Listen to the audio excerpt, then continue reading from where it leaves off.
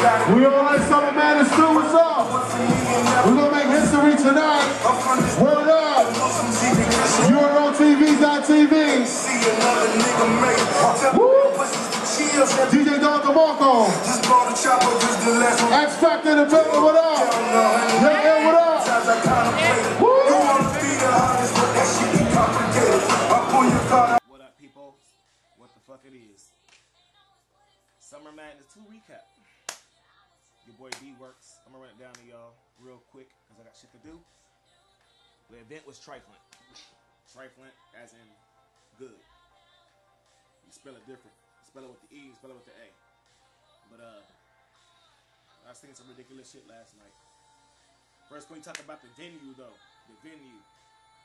The fucking venue smack. Niggas driving 6-7 hours, flying across America to get there to stand in line.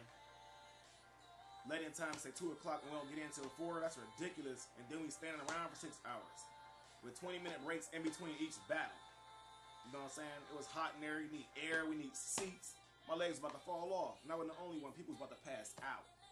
So just hope that we get that together, you know, for future events. You know what I'm saying? People are gonna be coming out supporting and stuff. You know, at least get that right. But you know, all in all, though, good job of what you did, Smack.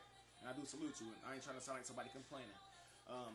Get that Lions Den 5-2 new breed. You know what I'm saying? D Worx on here. You know what I mean? You know, go in there and check out how they did me. But it's all good though, you know what I'm saying? I'll just make sure I don't come next time like that, you know, but we're gonna get into this battle. Start off with first, Hitman and John. To me, I'm leaning more towards John, but my prediction said Hitman. So this is the first one I was wrong about. Man. Yeah. Hitman's first round was crazy. But it just went downhill after that. John stayed consistent through the whole battle. You know, I don't want to give nothing away for that. Nothing else away for that battle, but it was a good battle. It was worth going to see. Next, and I knew they was going to go in this order too. They always say the best for last, but DNA and Enes was next. I already knew DNA was going to kill him. I think the crowd made it seem worse than what it really was as far as DNA and Enes. Enes didn't do nowhere near as bad as they tried to make him look like he was doing. He came with the same Philly style they always have, real aggressive, but just rapping at you, not really battling. You know, he did. This is the first time I ever seen Enes actually battle somebody and actually be more direct than the Philly rappers usually are. So I'm giving Enes credit for that. But man, that New York crowd was just treacherous. Oh man, and the cat that be in the crowd, boom, was standing right behind me, and he goes to battles just to do that. Just to let y'all know, he goes to battles just to do that. So quit letting this dude get y'all. He a silly dude, like he love that shit. He was the one, I don't know if y'all remember when K-Shine yelled, "Get him Rex," and it was a dude in the audience yelling it out. That was him doing that.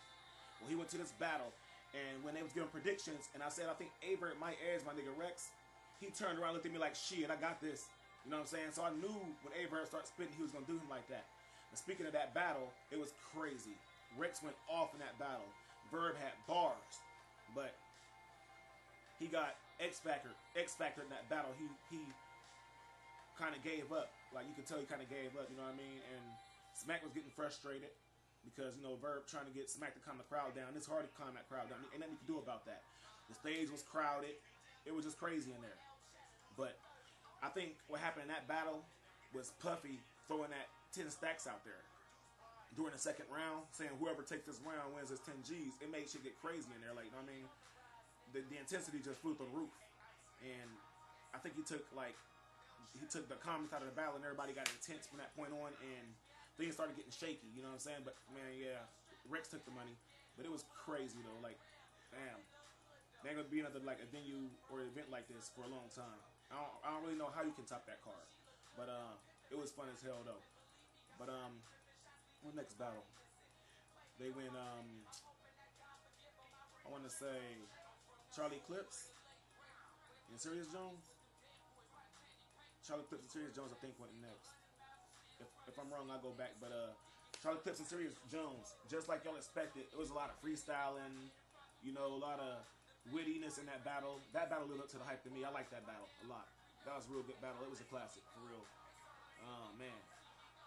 I don't know who to get that one to, though. I really don't. I think Jones was a little more witty, but they was both so witty, it really don't even matter. But I think Jones took it on wittiness a little bit. But you could disagree and say Clips took it for something else. I wouldn't be mad about that. They both did their thing. Like, you can't be mad about them too. That was a good battle. They made it worth the ride to come out. They made it worth it. So that's all I'm gonna say about that one. And in fact, Puppy, you need to stay on that balcony, man, and quit holding your drink out like that, spilling and splashing all over people when you're talking like that, man. You know, that was crazy. You and Busta Rhymes was wilding though, man. Y'all cool dudes, man. Next battle though, we gonna go with who was it? Lux and Cal? Lux and Calico. Lux, man, he made a nice little entry, man, when he came into the building. Nice little comeback. I don't want to give too much away, but he went all out with his little Calico burial thing. It was funny as hell.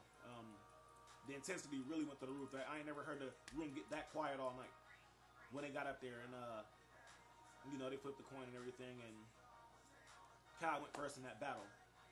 He went off in that first round. He was calm. You know, he wasn't, like, struck and, like, intense that he was battling, like, a legend. He could possibly get that crown or whatever. He was just himself, you know, doing his thing, you know, and he went off, you know. And Lux, you know, Lux did Lux, you know. People gonna talk about his slip up or whatever, but he recovered real well in that, you know. So they gonna say he pulled the cannabis or whatever, but he recovered real well. And you know what I'm saying? He recovered so well, you can't even really count that slip up. He did a good job, man. So Lux, as usual, he went over people's heads like crazy. A lot of stuff he slowed down, waiting for you to catch on to, though. Like he wasn't just like going at Cal like a bull like he usually do. You know, he slowed it down a lot. He like changed the style up. He let you get time to catch on to most of that stuff, you know what I mean? And then the crowd would catch on and they'd actually go crazy for Lux. So it made the battle even more intense. And I think it might have shook Calico up a little bit. Because Cal wasn't expecting Lux to come back like that. But Lux do got a lot of bars. I still got to go back and watch later. It went crazy in there. It went crazy. I don't know who to get that battle to because of what happened in the first round. I'm going to say lyricism alone, though. Yeah, Lux did take the shit. Lyricism alone, he did take the shit. But people can argue with the other two rounds, you know, as far as, like, entertainment values. But Lux had good entertainment and aggression, too. I ain't expect him to do the things he did, you know. And Calico took it good, and Calico fired back, too. So that was a good battle, and I'm going to let y'all decide that one. I'm leaning more towards Lux, though, for lyricism on that one. And move on to that battle of the night, man. Iron Solomon and Mook. I ain't giving too much away, you know what I'm saying? Because I paid my good money, you know what I'm saying? I'm going to enjoy knowing shit that y'all don't know right now. But, goddamn, motherfucking Mook, man. Solomon, don't get me wrong, man. Solomon did Solomon. He did not show up. He showed up. He did what people know Solomon gonna do, you know. He was witty and stuff, but what killed him was his flow. He was spitting like a Philly rapper. Like, you could bob your head to his stuff most of the time. And I think that's what killed him and lost interest in the crowd. On the other hand, even if he did not do that and he spit like he was supposed to, I still think Mook would have took that shit. That was a 5-0 if I ever seen one. Mook got that. He straight got that battle. And he did what I thought Mook was going to do. That wasn't the Mook y'all was keeping an eye on for the last 5-6 years. That was murder Mook in there. Like, that was the monster everybody been missing. And I'm sure you're going to see a lot of people copying his style and antics and things he was doing in there and these new battles coming out and stuff. He might have changed a lot of things in the game. So, just mark my words on that one. But Mook killed it, though.